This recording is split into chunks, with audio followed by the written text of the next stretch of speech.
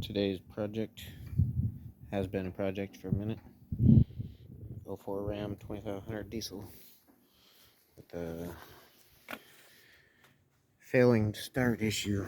So some sort of a problem with the fuel delivery going on.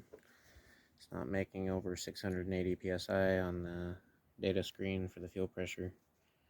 So it's not firing the injectors because this truck is supposed to have over 5,000 psi to fire up. So definitely not firing up. So what I've done, just to save a bunch of time and then make this video afterwards, is did a bunch of testing just to make sure that we have, excuse my camera work, fuel flow coming to the CP3 pump. And we do have a working regulator. And the pressure relief valve is working correctly. It's holding pressure. Crack that nut. Or that banjo bolt. It's not bleeding out of here when you crank it. The next and final test we're really doing before I condemn the pump, which is possibly wore out, is what I'm coming down to. We gotta one by one test the fuel line spots to each injector.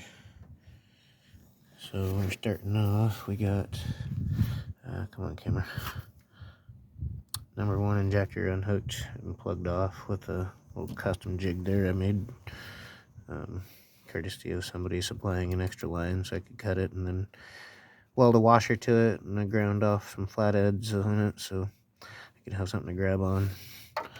Oh, dropping stuff. Got the gasket over here. So basically what we're doing, short story, we're gonna put it all back together and we're gonna use that plug on each line spot just to see if it's got an injector that possibly locked up open and caused the rail pressure to drop to 680 psi and not go above that. All said and done, I'm honestly hoping for my customer that we don't have a bad injector stuck open. However, one way or another, this has to be done just so we can confirm stuff before actually blaming the pump. So 680 psi rail pressure, she no fire. Yeah, that's the project at hand. Just figured I'd let everybody see what's up and what we're doing. Nice beautiful day out at least. Yep. Yeah. I will keep an update and post later another video at least to let you guys know what actually occurred with this truck and what our fix is going to be, and I'll show off a bit more of the job at another point. So stay tuned for another Ram 2500 adventure. Later.